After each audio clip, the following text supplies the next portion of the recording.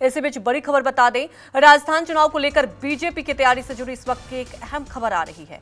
देर रात तक चली बैठक और इस बैठक में जेपी नड्डा और अमित शाह की मीटिंग में कई अहम रणनीतियों पर भी चर्चा हुई। सूत्रों के हवाले से यह भी खबर आ रही है कि पार्टी ने मध्य प्रदेश की तर्ज पर राजस्थान में भी सांसदों और केंद्रीय मंत्रियों को विधानसभा का चुनाव लड़ने का संकेत दिया। इसके अलावा मीटिंग में पार्टी अध्यक्ष जेपी नड्डा और गृह मंत्री अमित शाह ने प्रदेश के कई बड़े नेताओं को नसीहत भी दी। उन्होंने वसुंधरा राजे, पूर्व प्रदेश अध्यक्ष सतीश पूनिया, सांसद राज्यवर्धन सिंह राठौर और केंद्रीय मंत्री गजेंद्र सिंह शेखावत को दो टूक शब्दों में कहा कि वो अपने समर्थकों को समझाए और गुटबाजी से बचे।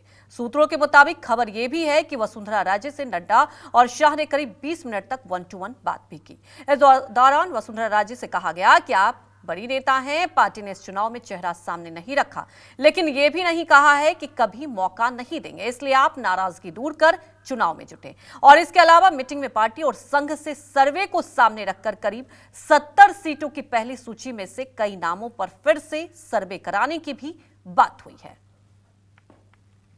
2 दिनों की अपनी मैराथन बैठक के बाद अब जेपी नड्डा और अमित शाह वापस निकल चुके हैं। यहाँ पर देख सकते हैं कि एयरपोर्ट के लिए अब यहाँ से वे रवाना हो रहे हैं। बीजेपी के तमाम नेता यहाँ पर मौजूद थे इनके बैठक में और कल देर रात 3 बजे तक यह पूरी बैठक हुई। चुनावी स्ट्रेटेजी को लेकर बातचीत हुई, पार्टी में किस तरह से गुटबाजी को खत्म किया जाना है, किस तरह से किन मुद्दों को उठाकर चुनाव में जाना है, टिकट वितरण का फॉर्मूला क्या होगा, इस तरह की तमाम चीज़ों को लेकर यहाँ पर व्यापक विचार विमर्श किया गया। 1-to-1 नेताओं से बातचीत भी की गई और कहा जा रहा है कि वसुंधरा राजे की नाराजगी को दूर करने को लेकर भी बीजेपी के राष्ट्रीय अध्यक्ष जेपी नड्डा और अमित शाह की ओर से यहाँ पर काफ़ी विस्तार से चर्चा की गई है।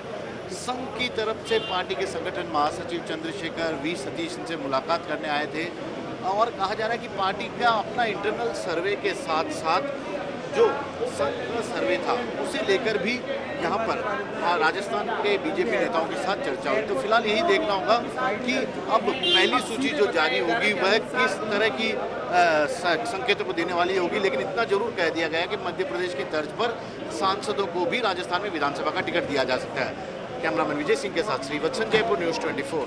कल सभी विषयों पर चर्चा हुई है। जैसा मैंने कल रात में भी कहा था, सारे राजनीतिक विषयों पर चर्चा हुई है। चुनाव किस दिशा में जा रहा है उसके ऊपर चर्चा हुई है। सरकार की सारी विफलताओं पर चर्चा हुई है। माननीय अध्यक्ष जी और माननीय गृह मंत्री जी के बीच में बातचीत हुई है। उन्होंने हमारा मार्गदर्शन दिया। मुझे लगता है कि अब हम उस लाइन पर जो है काम करेंगे। भगवान आखिर याद आ ही गए। आप सनातन को गाली दोगे लेकिन सनातन को आप मिटा नहीं सकते।